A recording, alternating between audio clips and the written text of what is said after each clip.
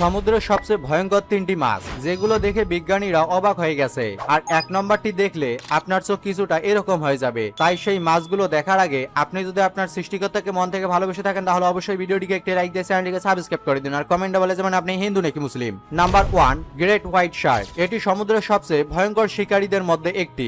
এর দাঁত খুবই ধারালো এবং এর এক কামড়েই বড় বড় শিকারীকেও গুরুতর আহত করতে পারে। এর গতি প্রায় 25 কিলোমিটার প্রতি ঘন্টায় হতে পারে। পানির নিচে রক্তের গন্ধ অনেক দূর থেকে সে টের পায়। এটি মানুষের উপর আক্রমণের বিরল, কিন্তু ভুলবশত আক্রমণ করলে এটি ভয়ঙ্কর হতে পারে। Number 2, mango giant fish. এটি বিশ্বের সবচেয়ে বড় মিঠা পানির মাছগুলোর একটি। এটি দক্ষিণ পূর্ব এশিয়ার ম্যাংকং নদীতে পাওয়া যায়। এর ওজন প্রায় 300 কেজিরও বেশি হতে পারে। এই মাছটির দাঁত নেই, এটি শুধু উদ্ভিদ ও প্লাটন খায়। এখন এটি বিলুপ্তর ঝুঁকিতে আছে।